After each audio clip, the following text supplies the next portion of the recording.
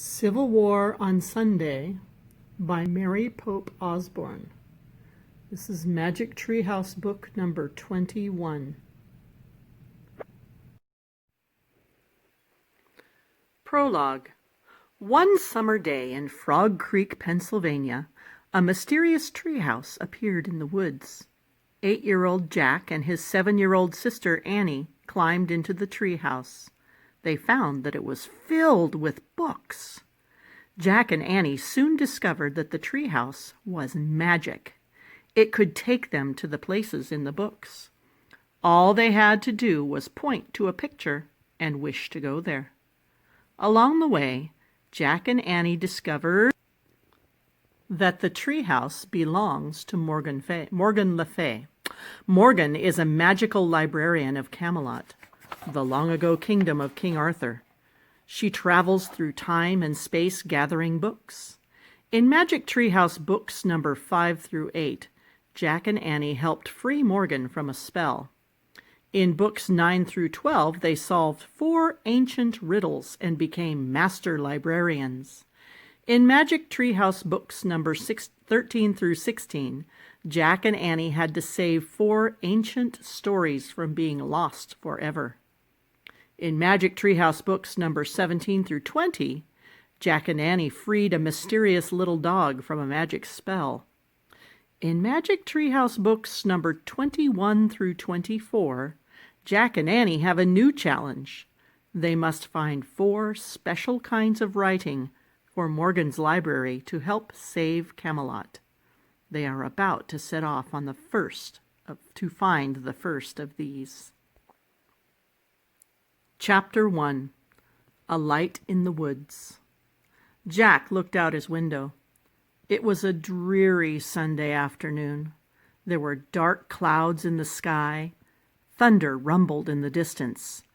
Jack stared down the street at the Frog Creek woods. When is the Magic Treehouse coming back? He wondered. Hey, guess what? Annie said. She charged into Jack's room. I saw a light flash in the woods. It was just lightning, said Jack. No, it was magic, a swirl of light, said Annie. I think the treehouse just came back. I'm sure it was just lightning, Jack said. Didn't you hear the thunder? Yeah, said Annie, but let's go check anyway. She started out of Jack's room. Then she peeked back in. Bring your backpack, just in case, she said.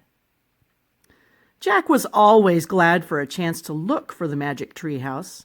He grabbed his backpack and followed Annie down the stairs.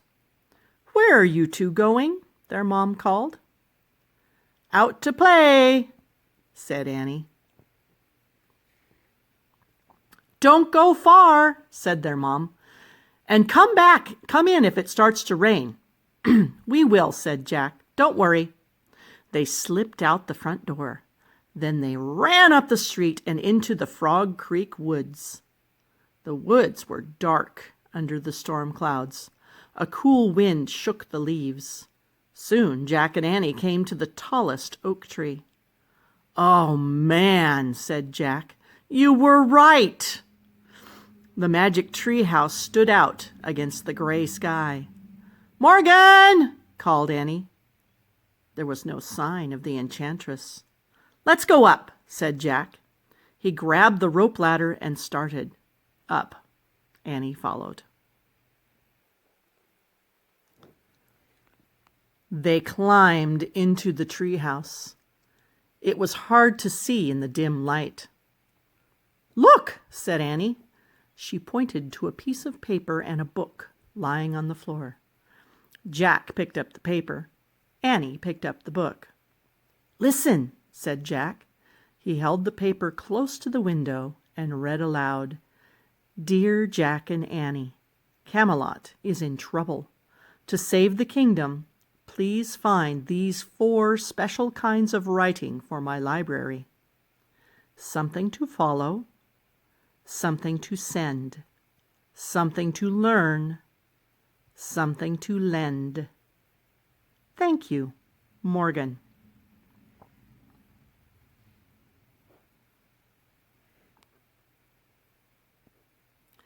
Camelot is in trouble, said Jack. What's that mean? I don't know, said Annie, but we'd better hurry and find these writings. Let's go look for the first, something to follow. I wonder where we should look for it, said Jack. What's the title of the book you're holding? Annie held the book close to the window to read the title. Yikes, she said softly. She showed the book to Jack. On the cover was a painting of a peaceful-looking field and a blue sky. The title said, The Civil War.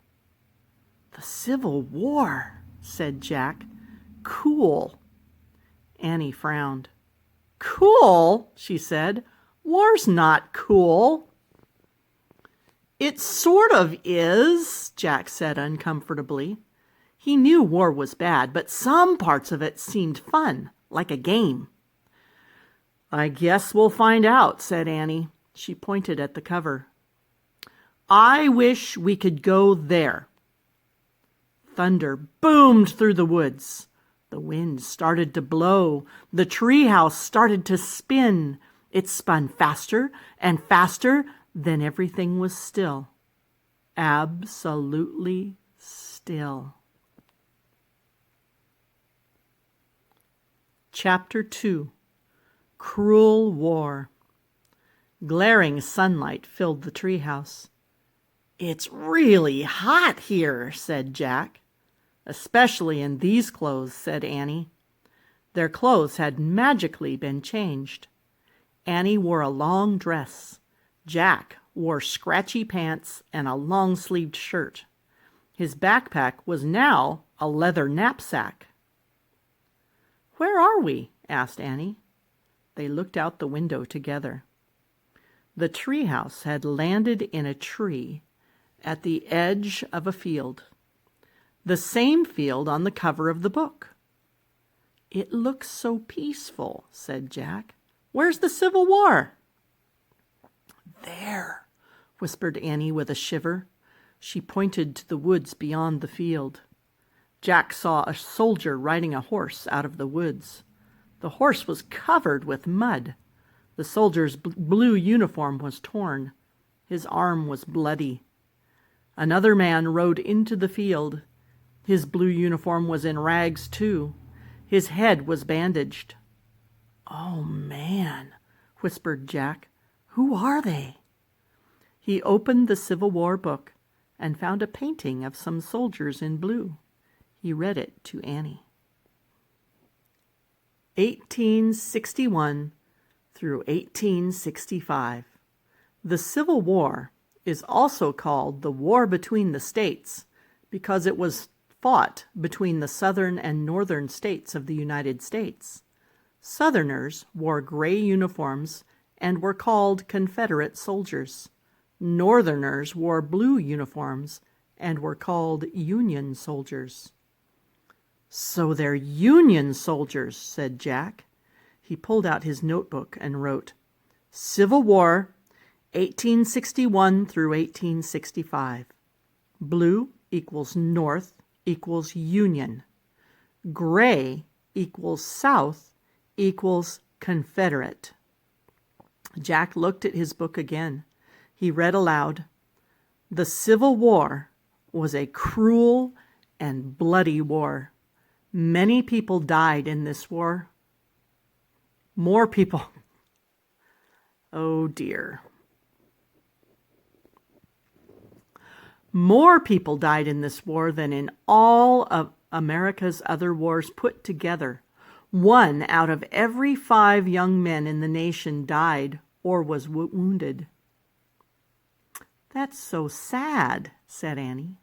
Jack wrote in his notebook, Cruel war. Wow, they keep coming, Annie said. Jack looked up. More Union soldiers were coming through the field. These didn't have horses. They all looked sad and weary. Some of them limped. Some of them helped others along. One man stumbled and fell down. I have to help, said Annie. Wait, said Jack. She started down the rope ladder. "You can't help," said Jack. "A kid can't help." But Annie kept going. "Don't forget, we have to find some special writing for Morgan," Jack called in a low whisper. "Something to follow!" He packed the Civil War book and his notebook in his knapsack. Then he started down the ladder. When he stepped onto the ground, Jack saw Annie in the distance. She was holding her hand out to the fallen soldier. She helped him to his feet. The soldier slowly started walking again. Annie walked beside him. "Oh, brother," said Jack, and he hurried to catch up with Annie.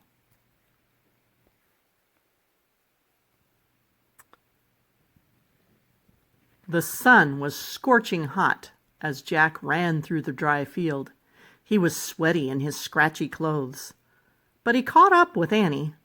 Together they walked silently with the soldiers. At the edge of the field was a steep hill.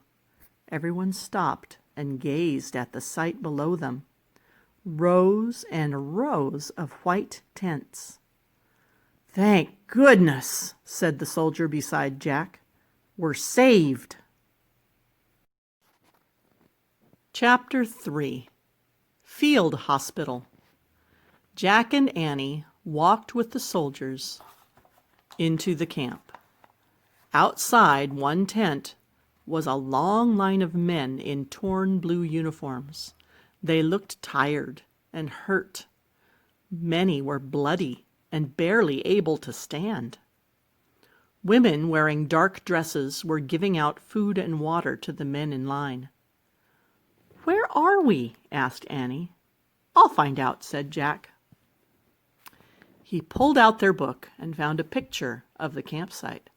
He read, "During the Civil War, field hospitals were set up quickly near battlefields to treat wounded soldiers. Soldiers stayed in the field hospitals for a short time before going back to fight or moving to a larger hospital or being sent home. This field hospital in Virginia took care of over 400 patients." "That's a lot," said Annie. "It sure is," said Jack.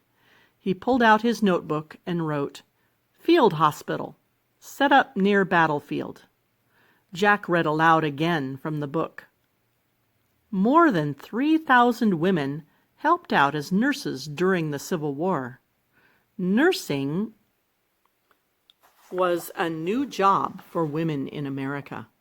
Before the war, only men had been nurses." "Wow," said Annie. "Maybe we can be nurses." "Forget it," said Jack. "Kids can't be nurses." Jack wanted to find the special writing for Morgan and go home. The sad scene at the field hospital was making him feel sick.